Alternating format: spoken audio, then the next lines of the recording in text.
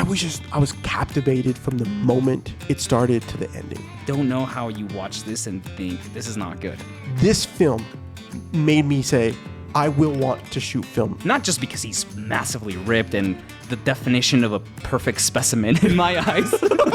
Smoke and Stack, honestly, some of the coolest characters on the screen. Lindo is incredible in this movie. If he does not get nominated for a supporting role, I will burn this studio down. It's the duality of man, of the struggle of trying to do what is to be done while also trying to the desire of the heart and the passions. The themes of religion as a tool of oppression.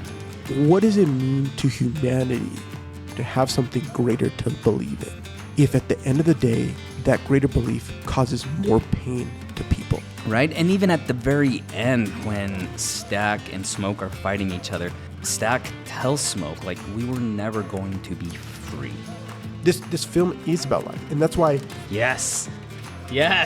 Welcome back to another episode of Real Chumps, where chatting about movies feels like hanging out with friends. I'm your host, Marcel, and with me, as always, is my co-host, Danny. This week, we are discussing Sinners, written and directed by Ryan Coogler, starring Michael B. Jordan in dual roles as Smoke and Stack, along with Haley Steinfeld, Delroy Lindo, Jack O'Connell, Wunmi Mosaku, and Miles Canton. This movie marks the start of our month of thrillers. Next week, we'll continue with M. Night Shyamalan's Knock at the Cabin. But before we roll the intro, remember you can always join our YouTube membership for as little as $2.99. You can access exclusive videos, polls, and community discussions with other movie fans there. You can also smash that subscribe button for free. With that being said, let's roll the intro.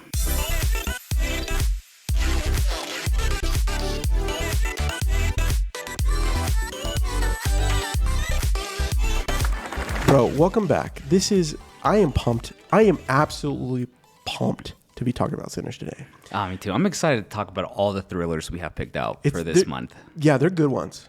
The question of the day, listen, do you listen to blues? I mean, you listen to almost strictly scores. Yeah. Okay, but if you're going to listen to a blues, do you have a person that you listen to at all? Have you explored blues? I really like B.B. King. B.B. King's fantastic. I have like a blues playlist that's like curated by Spotify, you know? But I think of all the artists out there, maybe B.B. King and Robert Johnson is who I've really gone through the most. I like a lot of artists, but I don't know that I can say oh, this particular artist, these 10 songs are my favorite. I think I just like lots of individual songs from individual artists, but I do enjoy B.B. King and Robert Johnson. So I lived in Memphis for 2 years. Prior to that, I played trombone. So jazz music was, as you guys well know, in the pod we've talked about our love of music and everything. But in college, I took a jazz history class. Oh, nice. And I'm so excited to talk about Sinners because taking this jazz history class, there was a book about it was jazz. I can't even. I want to say it's like history of jazz, or it's a thick book, but it's a great read, and taking that class made me appreciate blues specifically, and more importantly, much of what we're going to talk about today. So I'm really pumped for that. For me, B.B. King's is great. I actually the Chris Stone Kingfish Ingram. He's about a 25, 20, he might actually, I don't know if he might be hitting 30, but this guy, he's a old soul in a young body, and this guy plays guitar and sings very much like Preacher Boy, just rich vocals, killer on the guitar, and you just feel the stories. If you've never listened to him, highly recommend. If you haven't listened to, take, Jack Reacher, he religiously only listens to blues, and he's always a lot of it in a lot of the Jack Reacher stories. Oh, really? Yeah, he really key characterization of Reacher. Yeah. Okay. There's two things about Reacher. Is that one, he's massive. There's a couple. So he's massive. He every time he goes to a location to give a name, he always gives a shortstop New York Yankee baseman's name. Okay. And then third, he religiously only listens to blues. So he's always that. so it's part of his character. Yeah. It's anyways. I just more people. I think people don't understand blues, and I love it. And I think there's we'll get to these reasons as to why people don't understand Yes, blues. we will. But, yeah. In any case, I'm excited because I did, like I said, I lived in Memphis, and I got to like see the history of what blues was in the Delta, the Mississippi Delta. That there was this rise. Anyways, fantastic. So I'm so pumped to be getting into this. So this is my invitation to you, listeners. Take some time. Listen to B.B. King. Listen to some Kingfish. Just slap on a good blues radio. Yeah. Expand your horizons. Live a little. Okay, quick synopsis to Sinners. Set in 1932 Mississippi, Sinners follows twin brothers Smoke and Stack, who return home from Chicago with dreams of opening a juke joint built on blood money. As music, ambition, and guilt perhaps collide in the Deep South, they awaken an ancient evil hunting them to the very end. Tell me, this movie just came out a couple months ago. Yeah. What has been your relationship thus far? How many times have you seen this? What was it like? Well, maybe focus on this. What was it like watching this the first time for you? Okay, so I'm going to tell you guys where I watched it for the first time. I watched it on my laptop while my wife had just given birth. After she'd given birth at her home, that I caught the baby. Oh, that's right. Yes. And I was making sure that I was available for her and just made sure that she got to sleep well and that I was available for the baby or whatever was needed. Mm-hmm. So I was trying to stay up. So I was like, she's sleeping, resting. I'm going to be on baby time and I'm going to throw on Sinners. So I had like a little, hospital rooms suck to sleep in. Uh-huh. So especially for dads. Yeah. So you're on that ridiculously crappy couch. Yep. I only had like this little like sliver, and so I propped it up on this little ledge, and I had my little movie theater going, and it was, two things. I was so mad that I didn't go see this in theater. Mm-hmm. 1,000%. I wanted to. I had multiple jobs that I was doing that just couldn't make it. We couldn't make it. Yeah. You and I wanted to, but I was captivated from the moment it started to the ending. Mm-hmm. I loved the richness of the cinematography, the richness of so much of the blues music, of like the messaging and themes, the just all of it for this film. And I just absolutely, it was also this weird moment of like the fact that like I had a brand spanking new baby, and thinking about legacy. And there's something about that hit me hard. And it just, there's something about specifically blues and life and the richness of life. And I literally had just delivered my baby that morning. Mm-hmm. And realizing how magical that is, that happened, like it just put me in a mood. Yeah. So that's the other thing is, I was in Georgia speaking to somebody that I was doing an interview with for a customer, for a client of mine. And we brought up Sinners and how much she felt so seen and heard. So like, I was like, I want to go see this movie. Anyways, that's mine. Okay. Look, I love this movie. I think I've told you offline that this has been my favorite movie of 2025. Yeah. And it continues to be my favorite movie of 2025.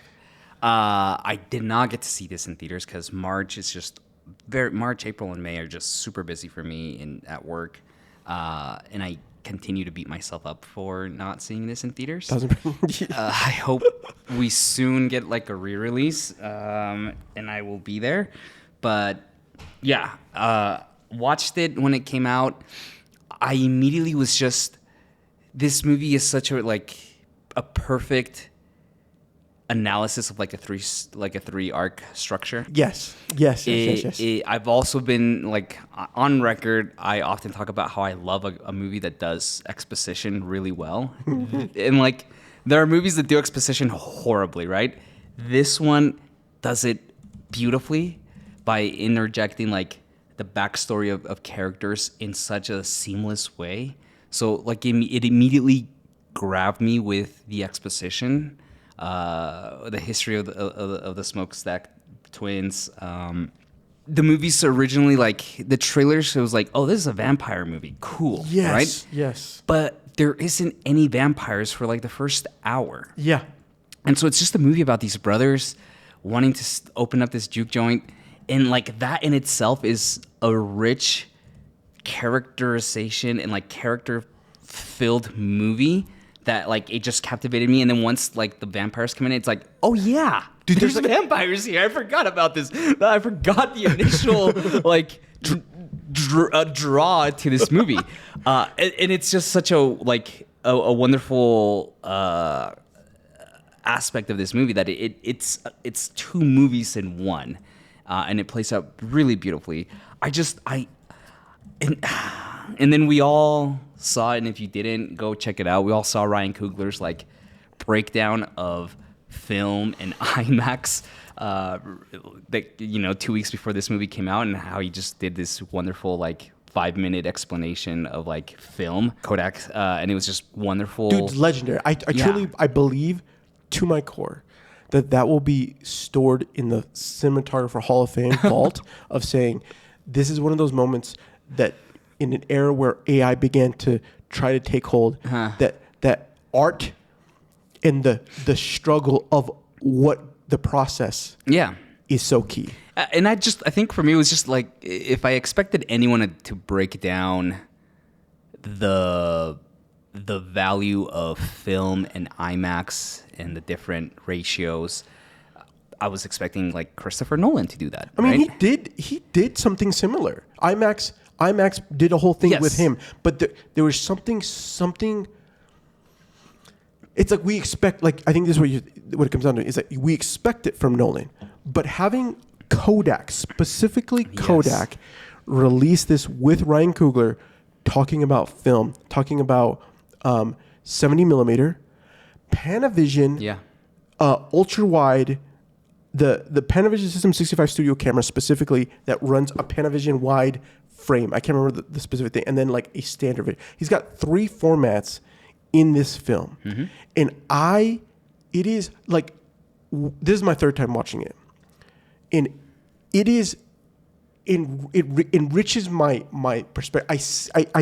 When we watched Oppenheimer, I was like, okay, yeah, 70 millimeter, this was awesome. Like this is crazy, but I'm like, film, like we can still I'm still kind of a digital guy. Mm-hmm. Watching this film made me say, I will want to shoot film in one day. Interesting. Okay. All right. Because there's just just so much. I like that you say that because I was listening to an interview that Ryan Coogler did. Because this is his first time filming on film. Yes. And he says that for him, the experience, yes, it comes with a million challenges. But there's something about being on set with film and just bringing your A game. Like, he's like, I think I got coddled too much with digital, but with film, I know that I have a limited amount of film. And not only that, but like, we're carrying these massive IMAX cameras around. They're huge. And so everyone on set is just performing at the highest peak of their skill set, and it just brings an elevated professionalism to the set.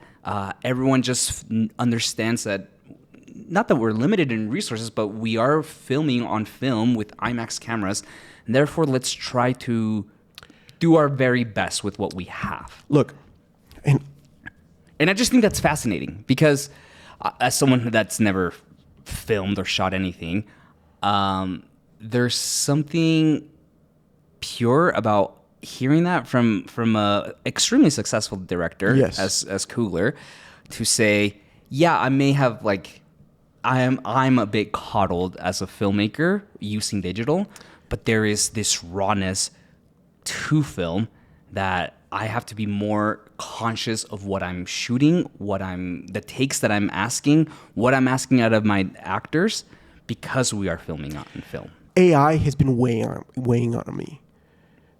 We have this era, Sora, OpenAI launched Sora. This tool, I don't know, a platform, a thing to try to be a AI TikTok.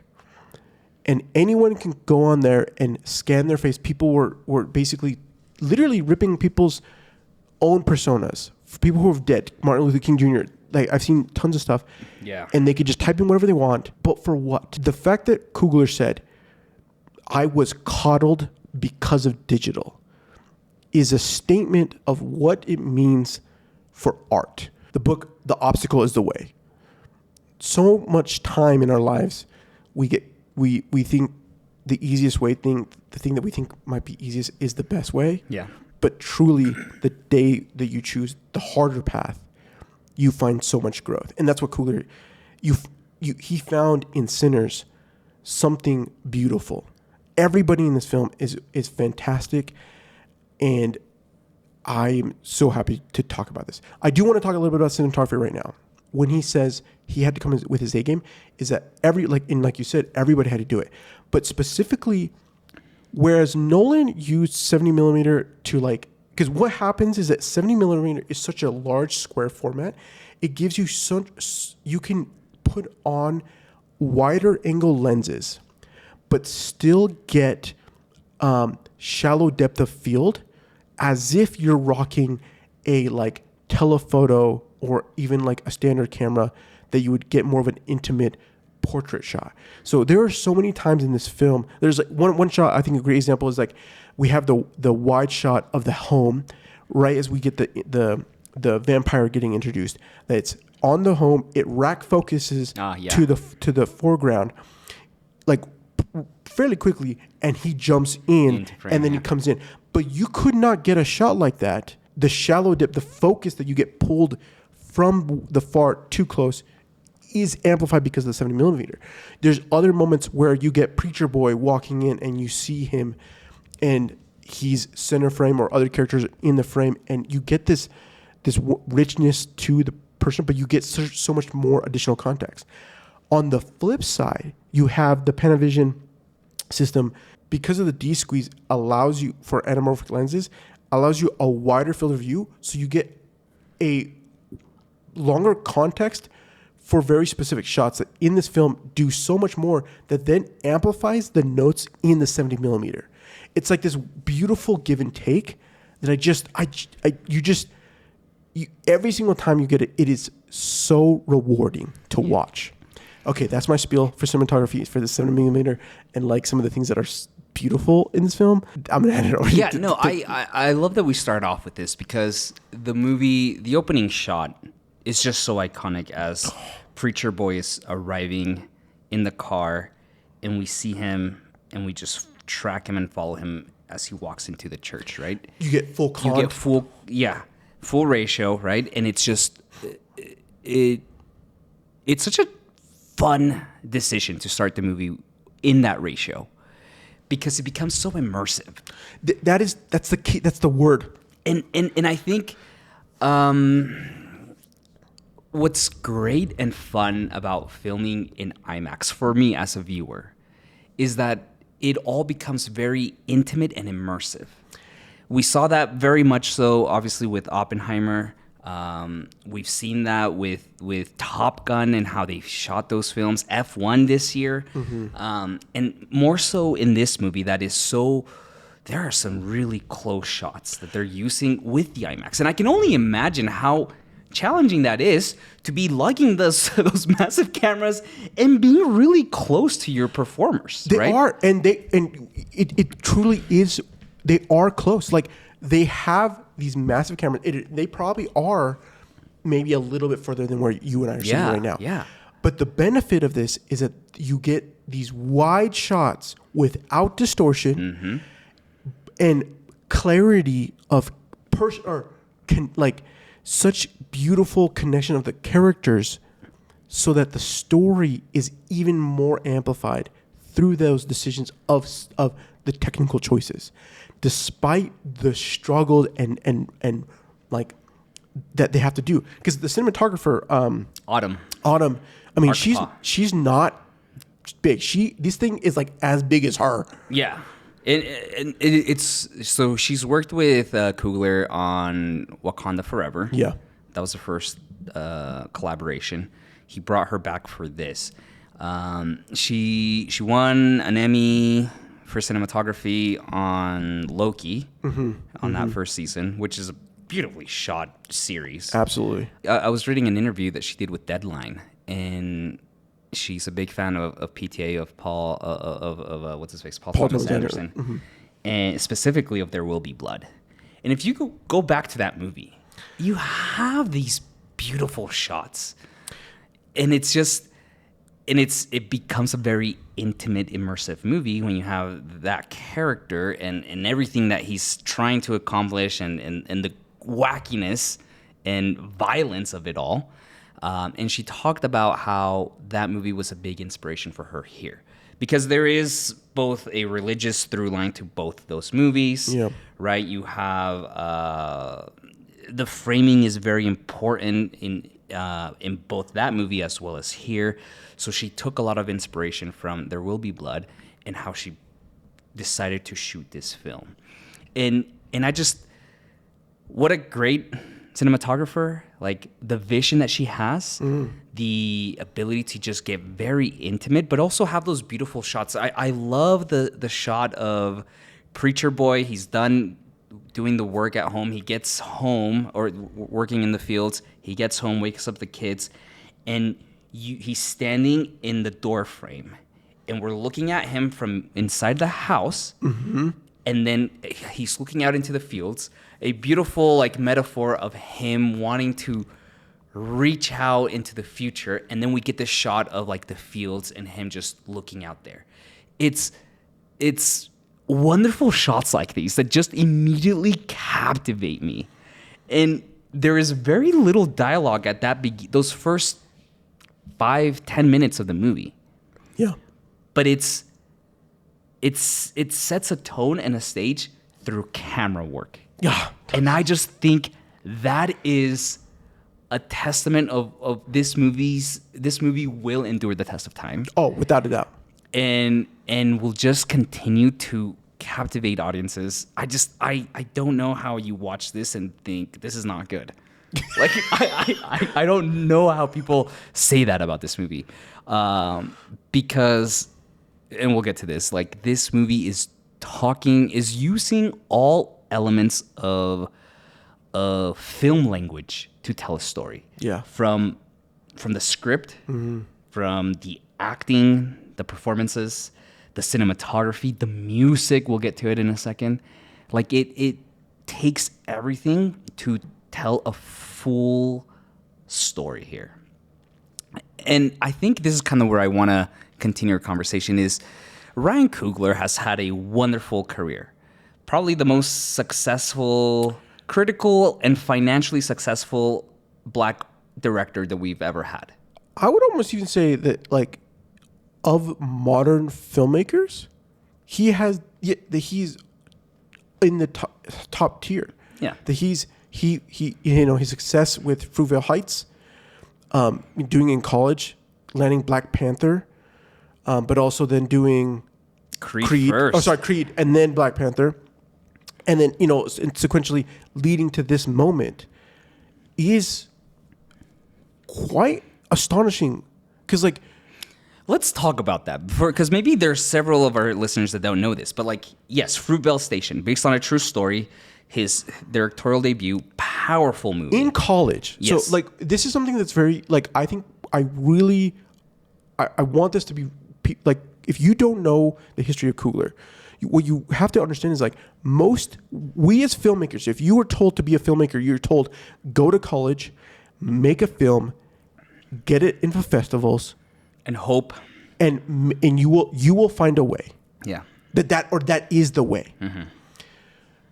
However, hundreds of people have that. They do that. And yet, Coogler finds some level of, it's not just him, but him and Michael B. Jordan. It's one of those moments in history where like the stars aligned, and they found each other, and they told a story that is powerful, that was critically received. Yeah. And then they found a story that they wanted to amplify. It wasn't his magnum opus. It wasn't him trying to do something. He wanted to tell another story that he could tell well, that had some kind of, to him maybe was credibility, but going from there to Creed, and then from then to mainstream with Black Panther. Yeah. That is, I would almost argue that that's unheard of. It's a very unique career path that he's had, because he did have that Fruitvale Station. He goes on, he becomes a hit overnight. Oh, yes. He can make any movie that he wants to, and he chooses to do Creed. And if you listen to his interviews from back then, like he says, like, oh yeah, I've had this idea. Yeah. Like just for years that I want to play out, and it's this Creed, right? He jumps into a extremely established and successful franchise that is the Rocky franchise. Yeah. And expands that. Then with 2 movies, then he's given the opportunity to jump into another franchise with Black Panther, and has 2 movies and expands that. And so for him to then decide to do his first original screenplay, original story, original idea, and it's this, Sinners. And for me, as a big fan of Coogler, I know that I'm going to have an incredible story told to me, but there's going to be powerful themes in there, right? You look at Creed and this exploration of male masculinity and what that means, the living up to a parent's legacy, right? Those themes that are so profoundly powerful in the Creed franchise. You look at Black Panther, and yeah, I remember going into Black Panther and being like, oh, this is going to be just Another Marvel. I'm sure it's going to be good. It's fun, whatever. And you have these themes of nationalism and colonization and just like, what? This is great, right? And then you go into Wakanda Forever and these themes of loss and grief and pain, and you're just like, unbelievable, right? And so when I heard that he was making a horror movie, I immediately was like, yes, and what else are we gonna get? Yeah, right. Well, and I think that like they touted it as a vampire film, and it is so much more than that. Oh my gosh, like it's a musical. Yes, a beautiful musical. Yes. So then the question is what is it that he's trying to tell? What is he trying to tell himself? What is he trying to tell us? There's a lot of themes here. Dude, there's a lot. And I think like something that really stood out to me, and every time I watch this movie, I'm just like, oh, something else for me to like grab onto and just like go down the rabbit hole. But I want to talk a little bit about this theme or this use of duality in this movie. He chooses to tell a movie about duality by obviously leveraging twins. Yes, played by the same character. By the same character, right? So you have this theme of duality, one of 2 twins that have very different personalities. You have Smoke, who's very stern and pragmatic. Stack, who's just charming and outgoing and very personable. But also it's kind of reactive. Yes. You have this duality of righteousness and sinners, right? Of blues music conflicting with that of Irish folklore music. Yeah. You have I love at the very end just the fact that Preacher Boy Stack shows up, right, with Mary, and he says, I wake up at least once a week paralyzed because of the events of that night. But it was the best night of my life. Yeah. Right? The duality of like, it was horrific, but also the best. Also the best. The opposition of the things, right? Yes. I think the other ones I'd like is the conformity versus uniqueness, or like being bullish in cultivating culture versus conforming to society. Yeah. The duality of love and hate. It's fascinating. I think an amateur writer like myself would have been like, yeah, let's explore duality. And I would have never been like, I'm going to have twins. Like, I'm just not creative like that. Maybe I am, but maybe I would have been like, well, let's just have a single protagonist and follow them along. But it's little things like this that make a huge impact in the overall themes, right? I think he's trying to tell us about the duality of man in general. We explore that through these twins, yeah, and what they represent. Yeah. And why do you think he made the decision to have it be played by Michael B. Jordan for both roles? I mean, look, Michael B. Jordan is his muse. He always uses him in every movie, right? Yeah. And if you haven't checked out our episode on Creed 3, we love Michael B. Jordan. We do. MBJ is just an incredible actor, now director. I think using Michael B. Jordan, he is able to emote with his face like no one else. He also brings a physicality to his performances, not just because he's massively ripped and the definition of a perfect specimen in my eyes. Michael B. Jordan. Dude, MBJ, man. He's a good-looking man. Yeah. Okay, like, so he's not only is he able to, like, rely on his facial expressions, but he brings a physicality to his performances. He is able to really immerse himself in roles, right? You hear him talk about Killmonger and how he like delved into that character too much, to the point that like he had to go to therapy afterwards, because like he had these feelings of anger and hatred, and just how he had to navigate himself out of that character moving forward. You see him in other roles, Just Mercy, right? Fine movie, but like what he brings to that role is just so much raw material to it. I think going to Michael B. Jordan and saying, I need you to play two characters that I know that you can do, even if each character was its own protagonist in a different movie, I need you to play these two protagonists in one movie and really dig into who they are individually, but also who they are with each other. And I think that's so crucial, because we see such intimate moments when you have the twins together. Yeah. And that has got to be so hard to perform as an individual, to perform two individuals who rely on each other. Yeah. And I think this is a testament to what comes of a director and actor who have made a bond. Yeah. I think Tom Cruise, for what you want to say, him and Christian McQuarrie, they have a similar, like, an understanding that what can they do together, right? I'll argue that. I think Tom Cruise wears the pants in that relationship. And you're right. And that's fine. And maybe that's what works for them. Correct.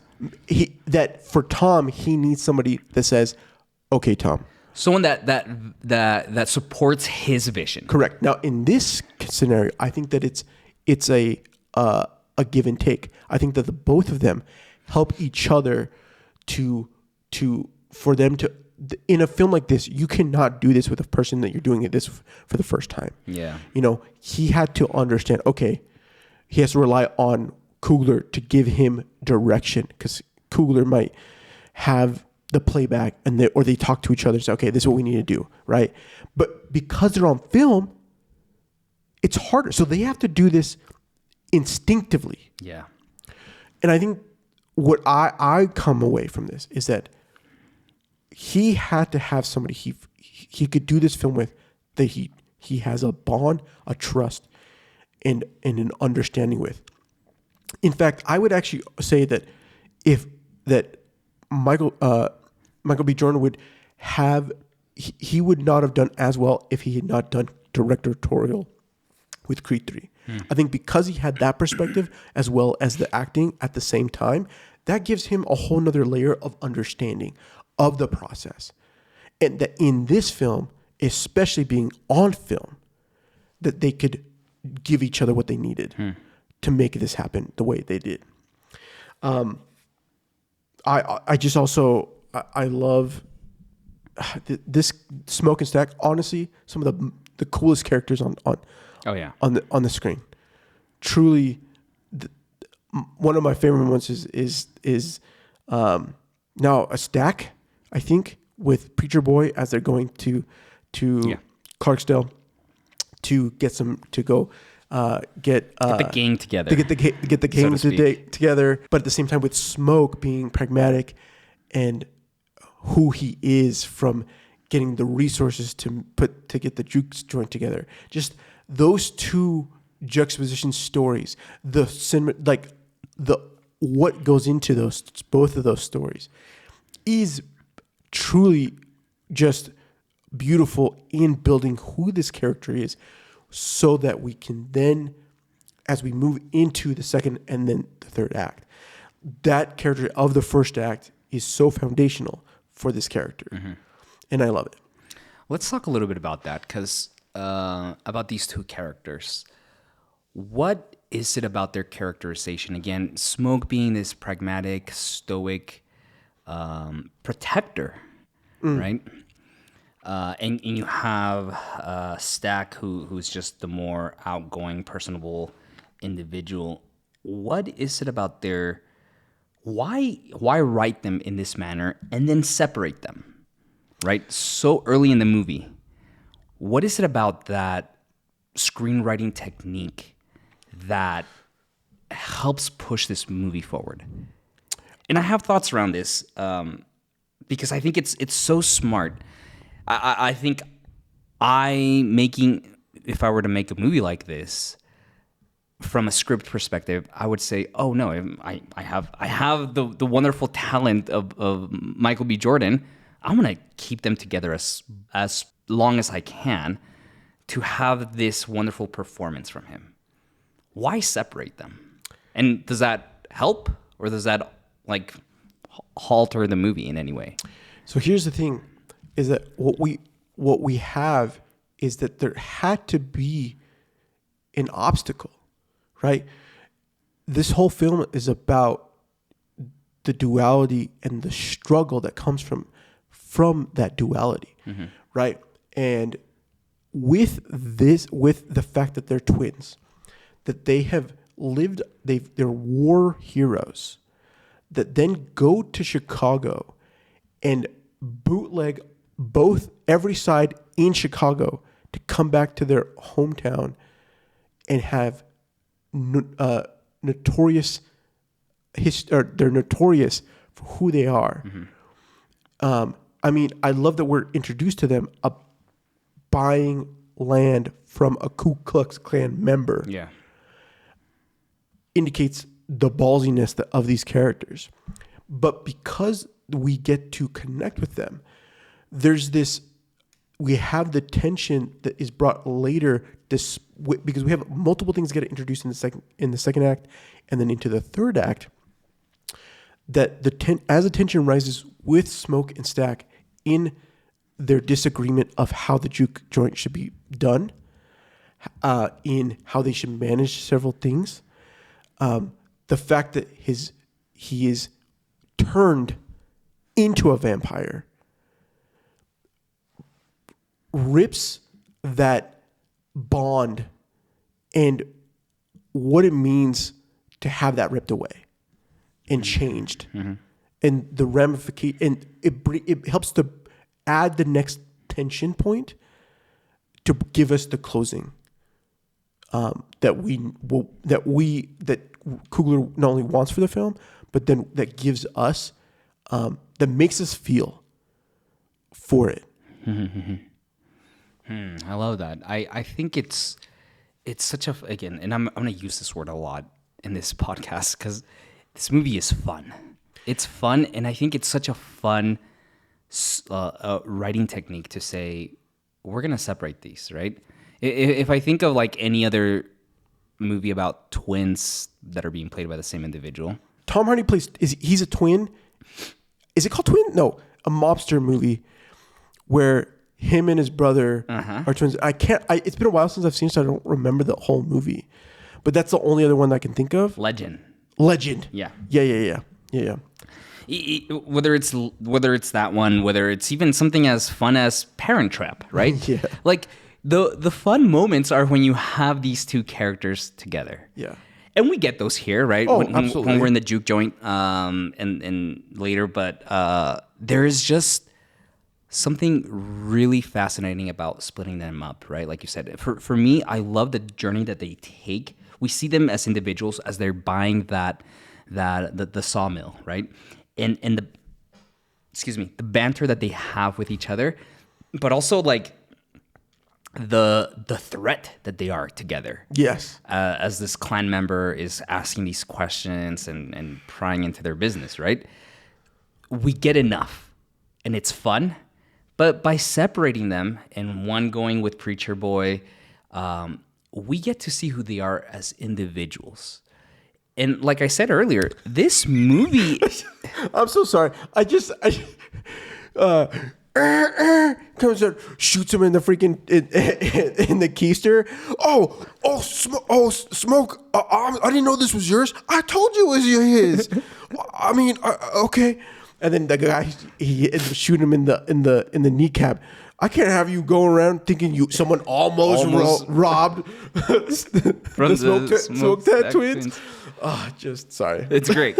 No, but we learn so much about who they are individually as well, right? Because twins naturally have a personality amongst themselves, but by separating them, we get to know who they are, and we learn so much. We get so much exposition once they are split up. We learn who Smoke is, and as this protector, and the guilt and shame that he has for not being able to protect their child. We learn about the relationship he has with Annie, and the impact it's had with him and why he left and now coming back. But then you look at the duality, again, going back to that theme of duality of Stack, and how he is a bit of a romantic, but to the point that he couldn't stay with someone because of the fear of what that would mean of them being together, and also the personality that he has and how he encourages Preacher Boy. And then you have the juxtaposition of later in the movie of Smoke telling him, do not play blues. Do not play the blues. Yes. Right? And so we learn so much about these two individuals by separating them. And I think it's just so fun. I think that because I think the expectation of it being a vampire and waiting for the vampire part of it for the first watch, I think for a lot of people could put them off, and I can see where maybe that's there, but you're just thinking too much about it. I just got for me. No, I just got so immersed that I forgot that this was a vampire movie. Me too, bro. I don't disagree with you, but what I'm saying is I think there's a level of there are people who are they're always waiting for that. Yeah. But I think that if you just go into it just saying I'm gonna go see a movie, and if you're not immersed, I don't know what your problem is. But anyways, I think that what the Smokestack twins give to us is we get the duality of man, of the struggle of trying to do what is to be done, while also trying to the desire of of the heart and the passions, right? The the cardinal sins or whatever you want to call it, but like this idea that these two individuals are who we carry in us at all times, right? A person who loves all their passions of music or of games or their vices, whatever that may be, the charisma of camaraderie, of adventure, but at the same time of rejecting what you think you should, of what you want due to fear, and yet you are willing to do something else because you don't want people to fear. Yeah. The perspective of the other side of wanting to become better and to show other people that you are something more than what was told of you. The improvement, I love this. Like, I know this idea of like the money aspect of it, right? Money must have a conversation with one another. Such a small line that then gives way to this idea like, listen, if we do this isn't going to work for us. Yeah.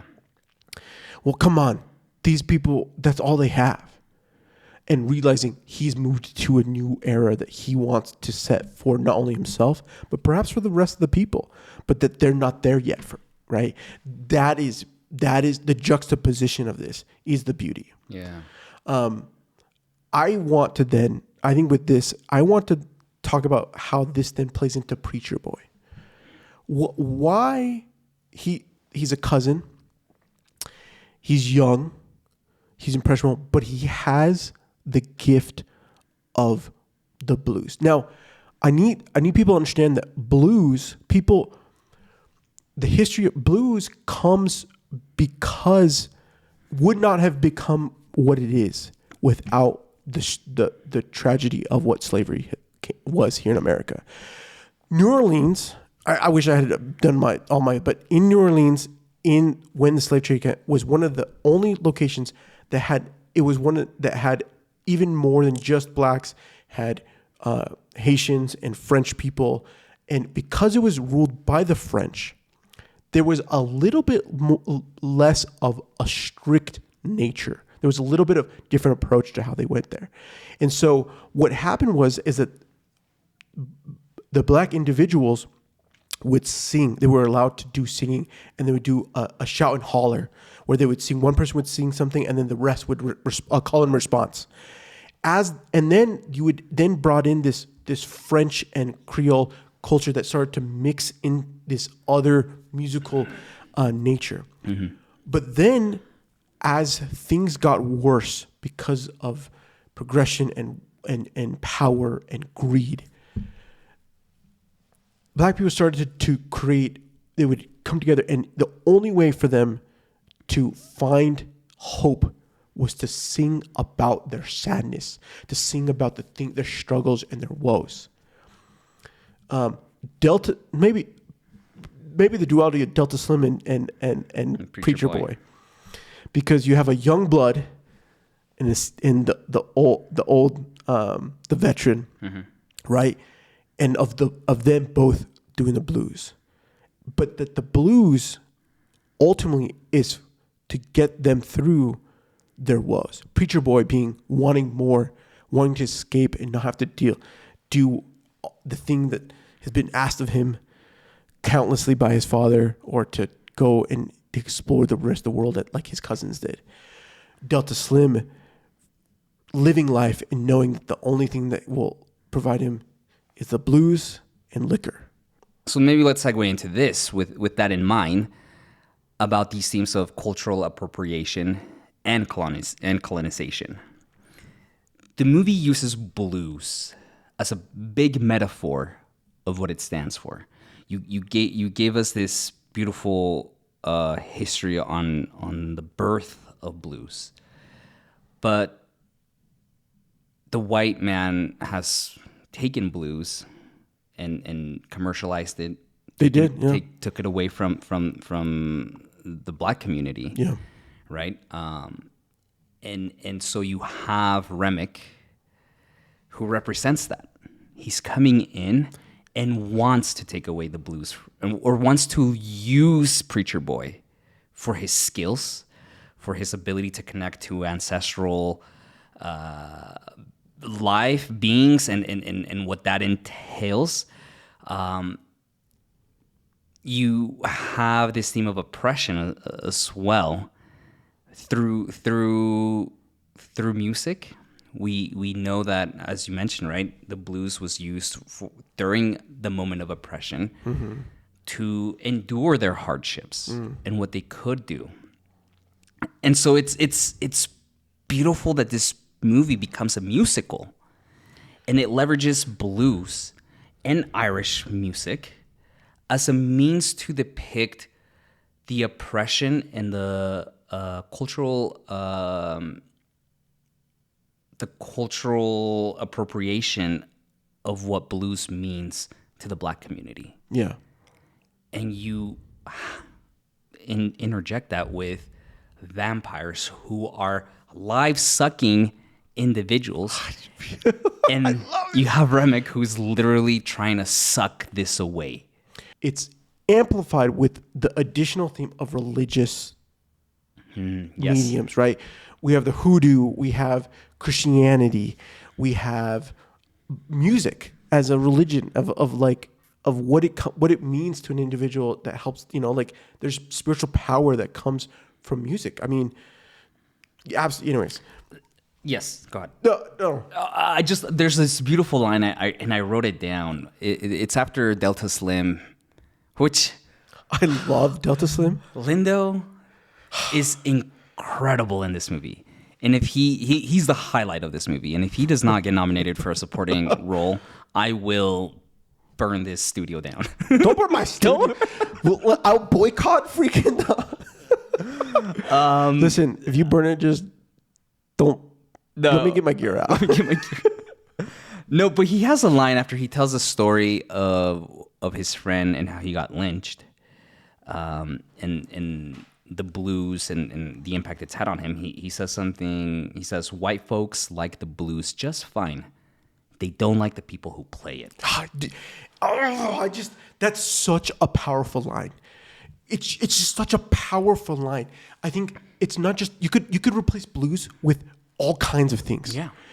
We look at what's happening today. We like workers just fine, but they have to be the right workers. Mm-hmm. We like politicians, but they have to be the right politician. This line is absolutely a core philosophy of what he's trying to tell us. Even so much more amplified because blues literally started every genre that we listen to is because of the blues. Yeah.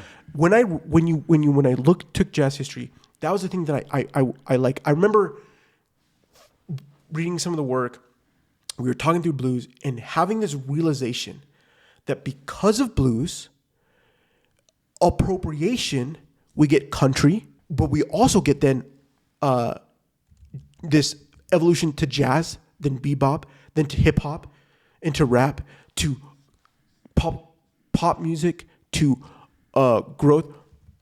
All these things that we now consume is a giant industry, and yet it's still musicians. The idea that what the power of what music has and what it does for people is still so hard to accomplish for your lives, because at the end of the day, we have streaming giants that don't pay enough.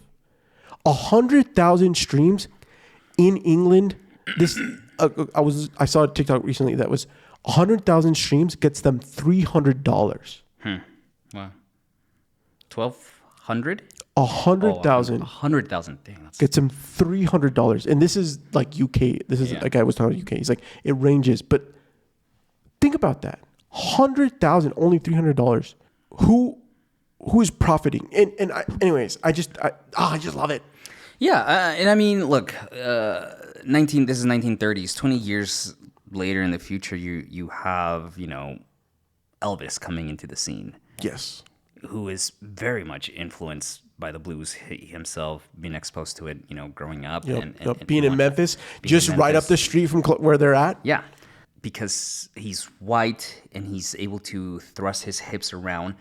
The success that he gets off of the influences of blues in his music. Yes. Whereas a black artist at the time could never get away with that. Absolutely. Yeah, we had black artists, B.B. King and others that were doing blues. And doing well. But not to the success that a white boy from Tennessee could have, right? Yeah. And so, and there's plenty of other producers and agents that take advantage of that, of the blues and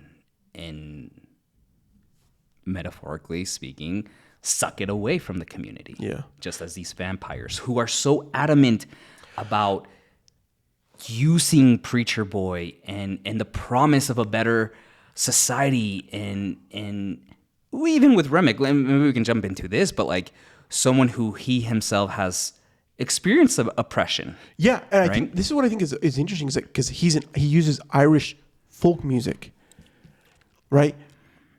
A group of people that were oppressed, right, in a different era, or not different era, just at another time, but not to the same extent, right?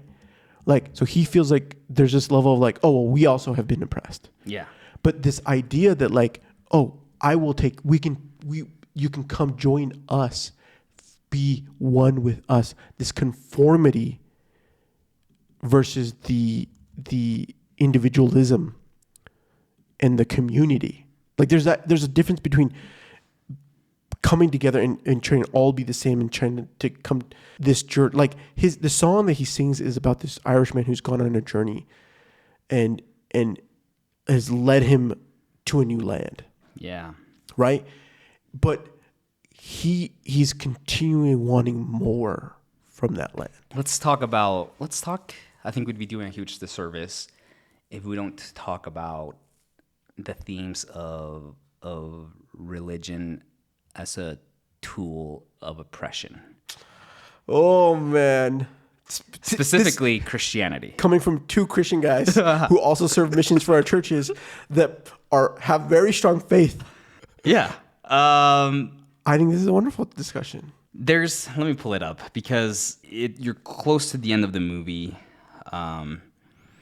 And Preacher Boy, who is getting religion shoved down his throat.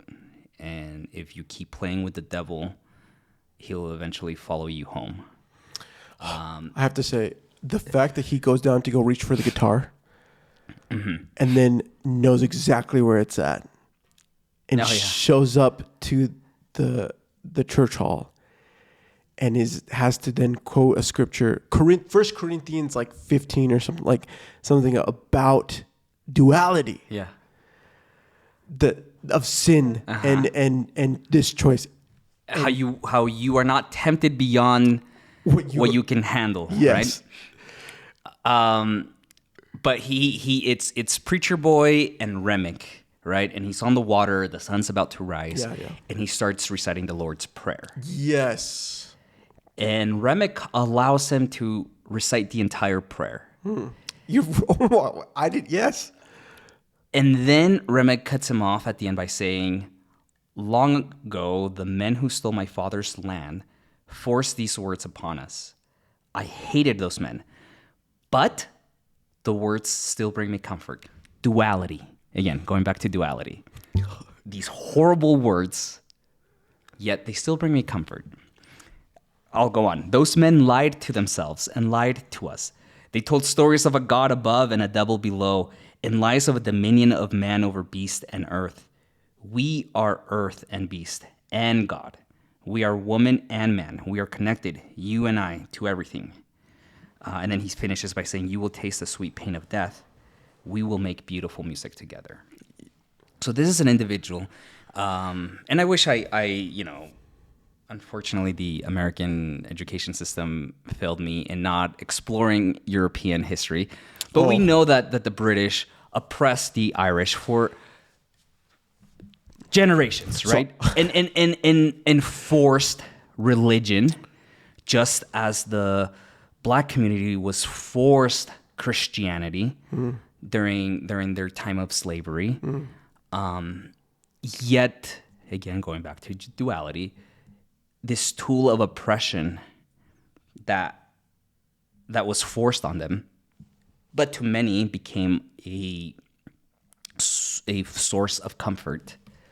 What is this movie telling us about Christianity, religion, and is it bad? Is it good?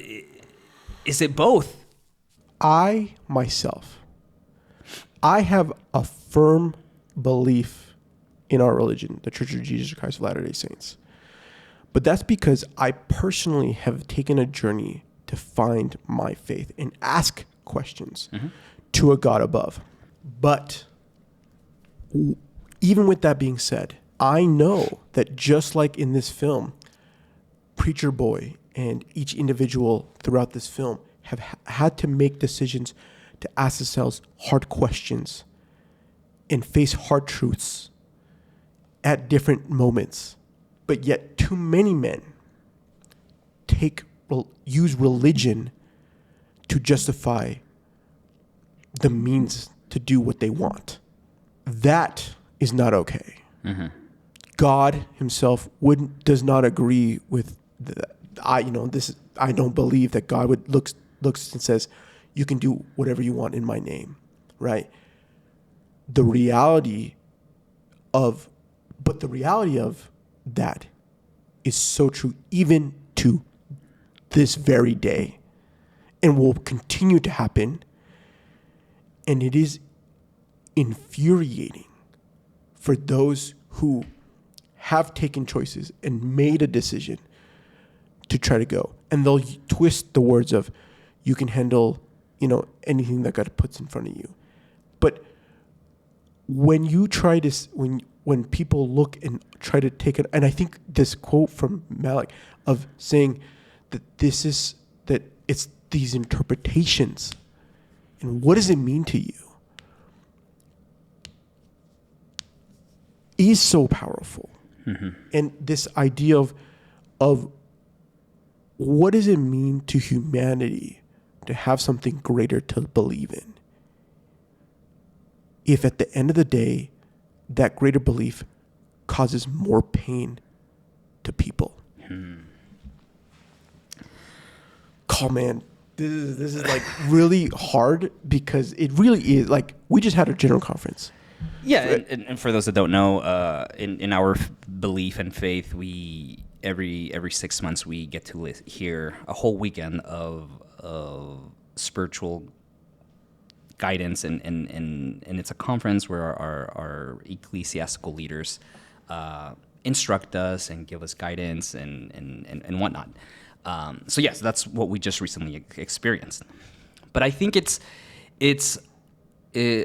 I think as a believer and as a Christian myself, it's stupid to not acknowledge that in the past and current, there are institutions and individuals that use the name of God for malicious intents. Yes. Right.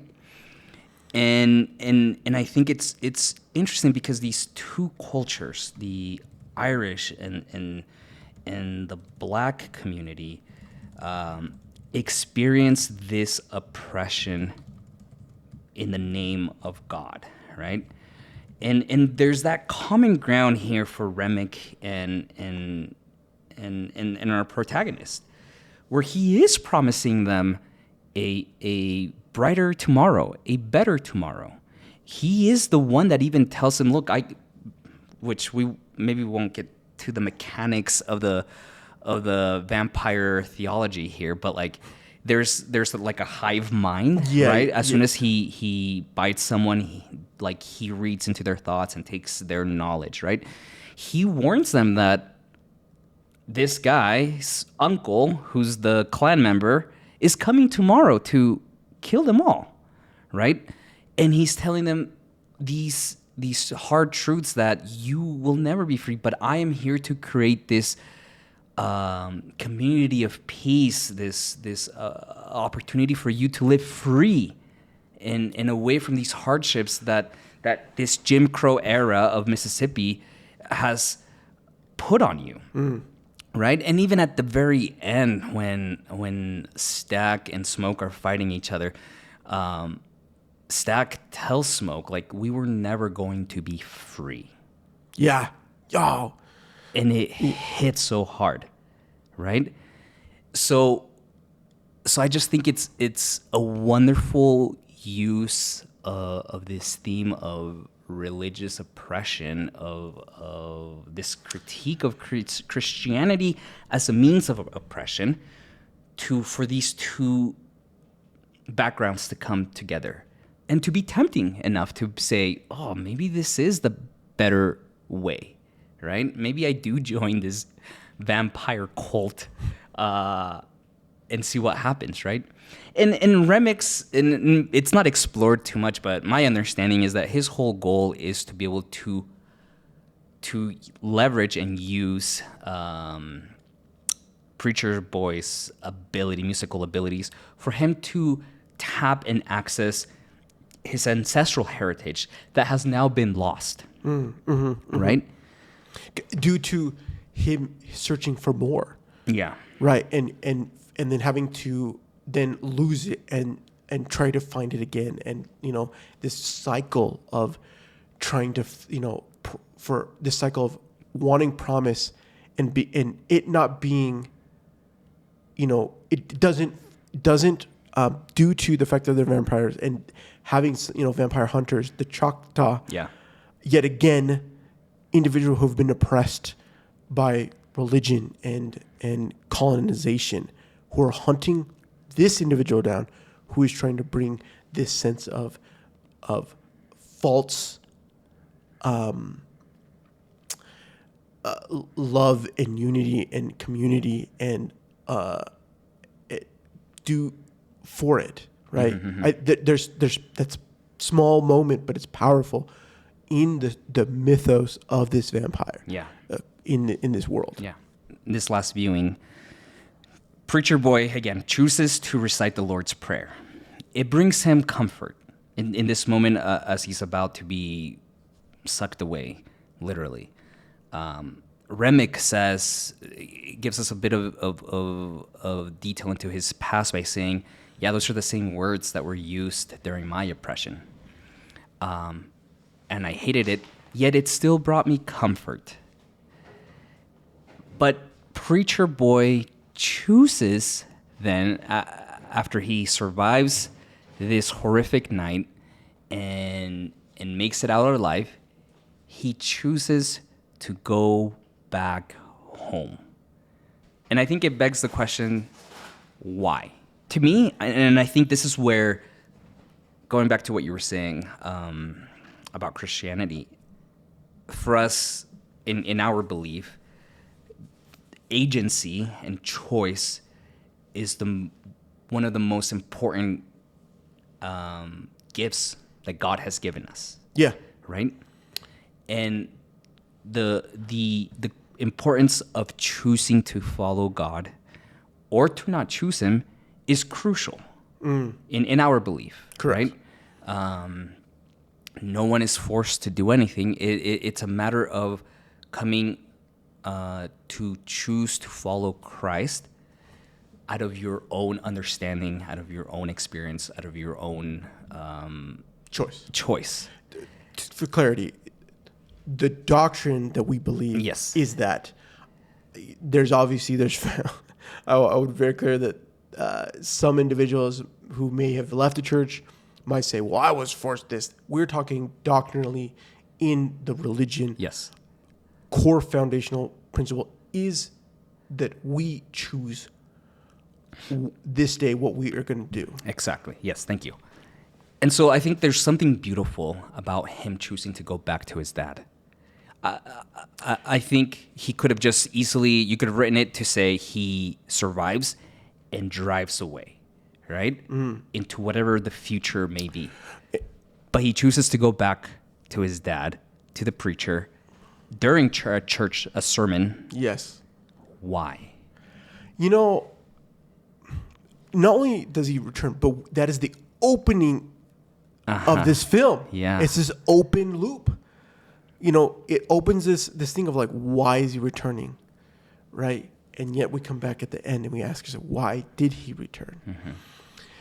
And I think with the knowledge that we know inevitably, right, as the movie ends, he chooses this life of music versus what Smoke told him to leave music behind and be a good preacher boy, right?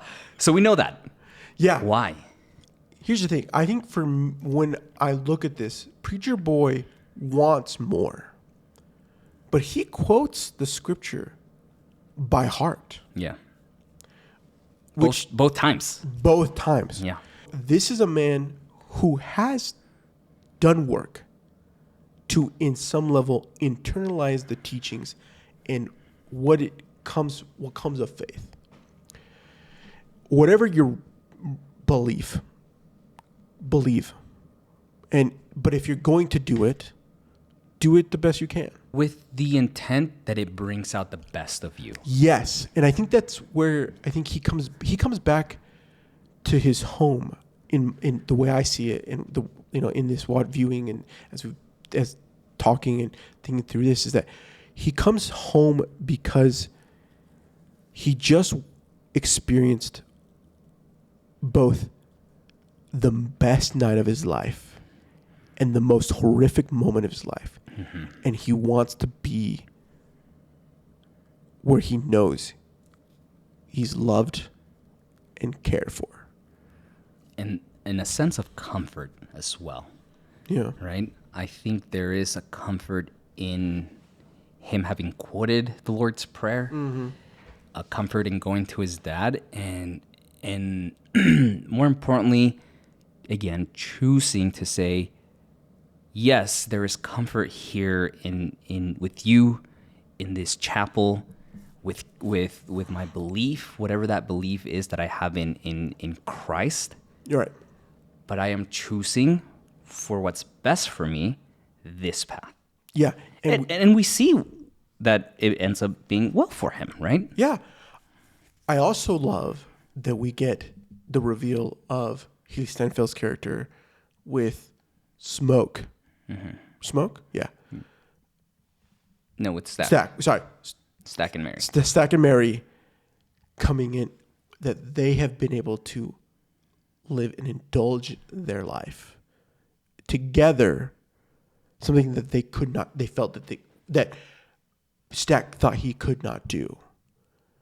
Now that's a whole nother journey in there, but I think that there's something, the duality of both Preacher Boy, Mary and Stack, and Mary and Stack coming to greet Preacher Boy in his old age, and the juxtaposition of what vampirism is trying to promise them versus what is it that you're trying to do for life. There's something more there. I think I still need to develop more. Maybe we can get to it here. Does that mid-credit scene work for you? I ask because I think this was the biggest criticism I felt like I saw online. People felt like this is Coogler bringing his MCU experience into this movie, the hinting at sequels, which Ryan Coogler has said no. Like, yeah, he was very. This is a film that I wanted told, and this is it, right? Does that work for you? I think it does. I think it does, and I think it encapsulates it puts that beautiful stamp on this envelope of a movie and says, yeah, it's done. Where I think why it's a stamp of approval on my book is that it opens the same loop of questioning of, well, what is the best choice? The duality of saints and sinners. Because in our belief, Go ahead. our belief tells us in the doctrine that we find is that specifically to the Church of Jesus Christ of Latter-day Saints, that there is a place for everybody in the end. But for most Christians, there's two options. Yeah. There's a heaven or a hell. And so there's only one right way and there's the wrong way. Yeah. And yet there was these individuals, all three of them lived that night, had their lives changed, and they're in two different moments that have lived their lives. Are they wrong? And this is why I love this movie, and this ending, because Stack gives Preacher Boy the opportunity to say, "Look, I can." One, we learned that Smoke let Stack live, Yes, by saying you cannot hunt or kill Preacher Boy. I will let you live if you leave him alone. Yeah. Right? We learned that. And so both Mary and Stack escape. And they come back at this blues club and he tells them, I don't like this electric stuff. Yeah, right? yeah. Like, I don't like this electric stuff. In the most like peacocking outfits I've ever seen. Very 1992, right? Yes, very, yeah. It's and again, we haven't talked about like the costuming here, but very, very intentional how he's arriving, right? Yeah. Both him and Mary. Yes. And then he dogs on him and says, I don't like this new electric stuff. I like the old school stuff. So he pulls out his old slide guitar and he plays for them again. And we have this beautiful moment as he sings that song again, Travelin'. And we cut back between him playing it and singing it in the car with Stack that first time. And Stack's reaction as he hears him sing for the first time. And he's hearing him sing and perform that song again here with his slide guitar. And then Stack gives him the option to say, look, I can make you immortal right now. Yeah. And you can keep playing and touring and keep living your life. Yes or no? To which Preacher Boy says, no. Okay. And he's walking out, and that's going back to what I said earlier, right? He says, it was once a week at least, I wake up paralyzed from that night. Yet it was the best day of my life. And I think the movie here, again, just seals it all by saying that these moments shape us, define us, hardships, going back to that initial scripture that he has to quote about temptation and we're not tempted beyond what we can handle. Here's a beautiful temptation for him to join and continue to play and perform for eternity. Yeah. And yet he chooses not to, right? Mm-hmm. He has laid out his own identity. He has a belief. I think for me, and I could be completely wrong, and Ryan Coogler might tell me I'm wrong, but I think there is a faith and a belief that Preacher Boy has, even in his old age, and is confident with how he has lived his life, and is happy with how he has lived his life. And I just think at the end of it all, this experience has shaped him to be who he is, the good and the bad of it all. And he can't take that away and doesn't want to take that away. But he's good with where he's at, where he's lived, what he's lived, and whatever the future may hold for him. I appreciate that Coogler is asking that, or poses these ideas and themes throughout this film. And if you haven't thought through films, this is the perfect film to watch over and again to try to want to learn the more meanings of not only because you get themes in books and things, but there's something about the culmination of so many art forms and their impact to the story that amplify so much. And this film, from beginning to end, makes you feel. And I think, to me, when I finish this film, I look back at it and I think of the work that has to go into the craft, the work that individuals had to do to survive, the sacrifices they have to make, the growth that comes from these challenges, and the difficult choices we have to make every day. Yes. I don't care. We as individuals have moments every second to choose to do something or not. And each of those choices causes us moments of cognitive dissonance, or even of difficult choices to move forward.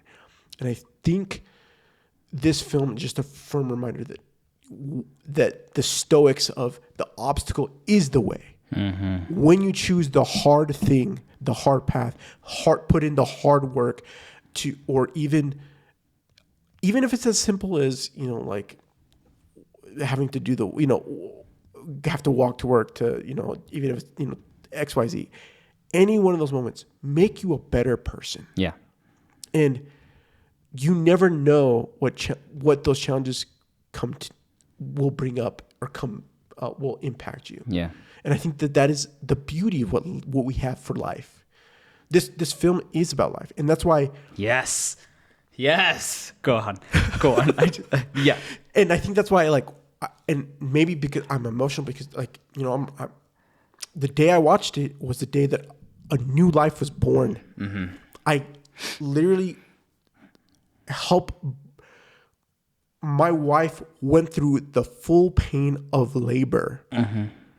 And I was there, and seeing that miracle happen, and yet at the same time knowing a little bit of fear of knowing that my people are being oppressed around this country that I do love, and yet I see challenges that we have, and I have the duality of wanting to do more but protect my family. Yeah.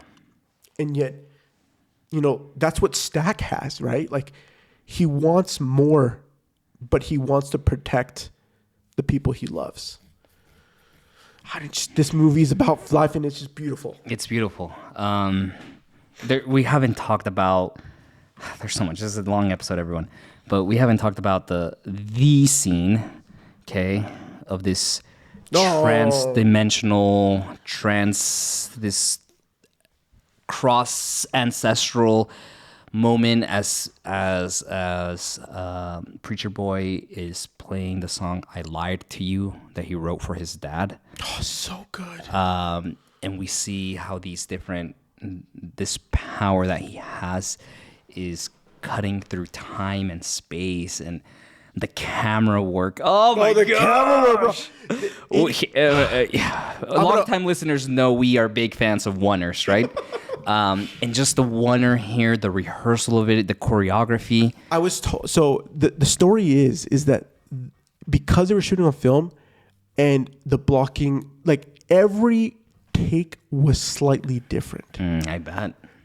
Every take was slightly different. They tried to do their best, but you just trying to find the thing that works. And I know this is just a small thing. Lee Jun Lee, who plays Grace Chow in the film, they've done this beautiful, like, giant jib move as they explore the space, and they're beginning to explore this transcendental moments. And there's this moment where she is it's helping to motivate the scene, but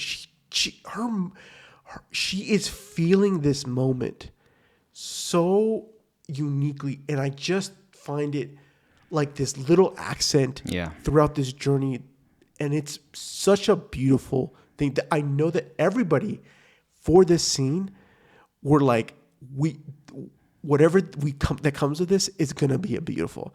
And the fact that it burns the house down, Yeah. music, like this idea that like we're bringing down the house, Yeah, literally. It's, And it ends up being that siren call to Remick, right? Because it then cuts back to outside of the sawmill. Yes. And it's Remick with his two lackeys, right? And just looking. Oh. And him knowing the potential that is there for him. It's that siren call that lures him out. It's beautiful, it's powerful, it's emotional, right?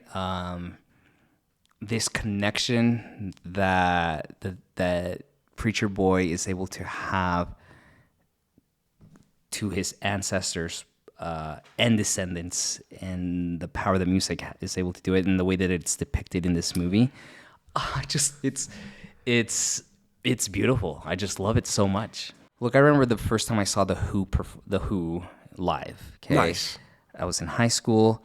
I mean, Pete Townsend is old, right? But like seeing him play that guitar live, even as a 60-year-old man at that time, it's magical. It is transcending. Like like I love music. We've talked about the influence of music in our lives, and when you see a master at their craft performing live, it is like visually this movie captured the feelings that I have when I see someone play and perform like that. That's exact. It's so good. It's a through line that helps connect this level. Me introducing the Plain White Tees to Eleanor. Yeah. I remember this moment of me introducing this song and then her wanting to listen to it more, and then her turning it on and just knowing that she will carry that. Mm-hmm. And that's what I think why blues is such a powerful decision maker here. That I don't, it's hard to know if I do believe that this probably could have done with some other music, but blues specifically. Oh yeah. It carries so much weight to it. Mm-hmm. And the fact that it influenced like all the little moments of all the different, with the old African drums of that they bring in, and the transition between all the moments, the blending of that. What I think it amplifies is that what vampirism is trying to tell us in the film, music truly does. Because music is about this harmony with one another, this journey that has to play, in not the hive mind, but you as a musician have to be on tempo. You have to play with your mate, with the person who you're playing with. It's not that you're,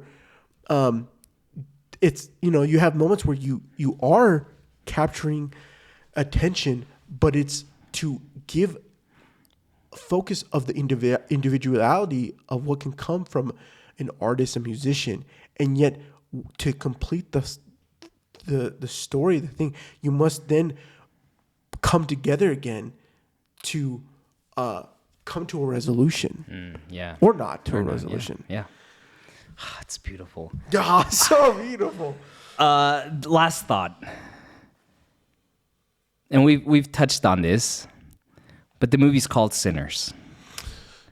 And I think there's something powerful in that. Mm-hmm. We've talked about the duality of man. We've talked about the moral ambiguity that we all carry.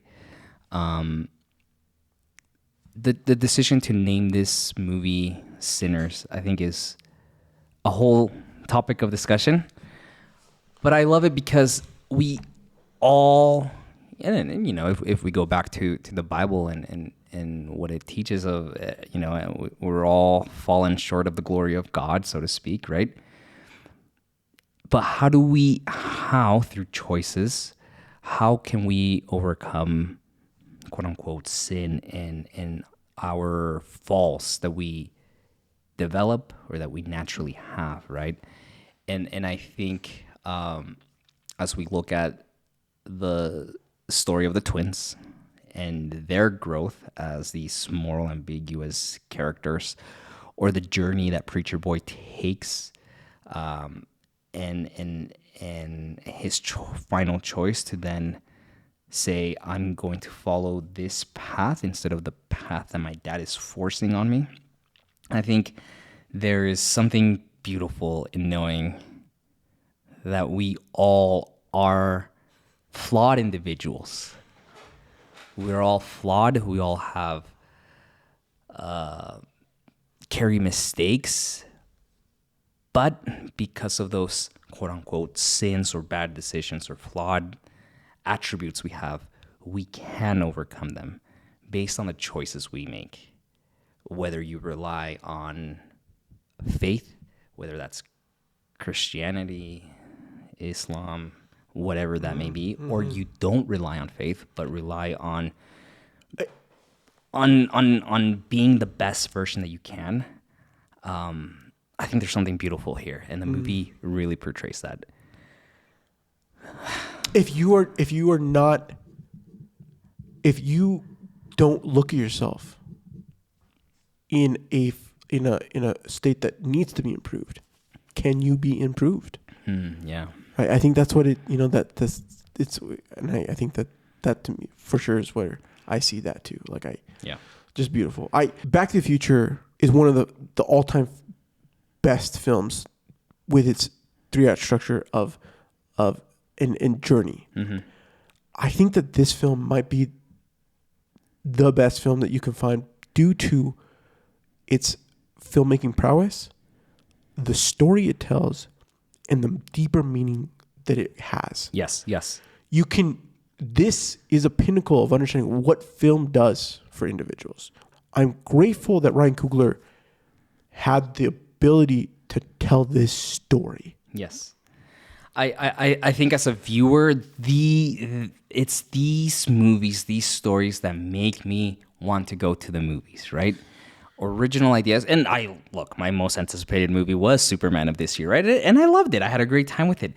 But there's something about an original concept. And kudos to Warner Brothers for having 7 consecutive original movies gross, what was it? Have an opening weekend of over 50 million, right? Yeah. That's a huge achievement and good for them, right? But it's these original ideas and concepts, and as Ryan Coogler has said, the language of film, right? Both from a script, from a visual, from a music perspective, to tell a cohesive story. It's this kind of stuff that just makes why I love movies, right? And I just, as a viewer, watch this, have a good time with it. As filmmakers, study this, from a script perspective, right? It's perfect 3-story arc and how it's laid out, visuals, music and score. This movie, I always talk about how Jurassic Park is a perfect movie for me. I think this is a perfect movie. Yeah. It truly is. Yeah. And if you're not watching it as a viewer, as an audience, and not enjoying it, I don't know what to say. If you as a filmmaker in whatever aspect of your filmmaking journey you are, either as a student or as a longtime filmmaker, you're not studying this, you have to. I cannot praise this movie enough. I think I actually might print the script out. Okay. And look, yeah, I don't know. I think I want. This is for, like you said, this is a movie to study. Yeah. If you were okay. Oh man, this is. I knew this was gonna be a good film, but I think we have not been able to actually. We've been so caught up, and we've been doing films, but this film just reignites the spark of why we wanted to do this. why you came to me and said we need to do a podcast, and this is the stuff talking about film. I think the last thing I wanted to say is that if you are not specifically talking about film, whether that be with your friends or family or online, you are not fully getting what the film is trying to tell you. I think there's something about talking about it. And I'm so grateful that we do this pod week after week, despite the craziness that we have to do. And sometimes we have winners and like this one, and sometimes we have crappy episodes. But it's the journey, and it's the hardship, and it's the process of getting to revisit these moments and the beauty of what this craft has. Yeah. So comment below and continue this conversation with us, you guys. If you don't have someone to talk to about these movies, talk to us on Threads, on Instagram, on YouTube. Just let us know we want to actually know DM us if that's all you want to do. But we want to see we want to have actual conversation with you, because we know that it's not just about our perspective. It's about your perspective just as much as ours. So be sure to subscribe to us wherever you get your podcasts, or let us give us a comment on YouTube or on social. You can also connect with us through our newsletter at realchums.com/newsletter. And you can find me, Marcel, on Instagram and Threads at Marstrosity. MARZTROSITY. And I'm Rubio.tv. And if you want to support what we do, head over to youtube.com/realchums, where you can subscribe for free. Or you can join our membership, again, for as little as $2.99 for bonus content, full film community, additional polls, so much more there. Next week, we are taking a look at Knock at the Cabin, my first watch. This will be my third watch. Yeah, I'm excited about this film. I didn't get to see it in theaters. I was excited for it. You either love or hate this movie. We'll find out what my decision is next week. So go watch it and tune. We'll see you there. Later.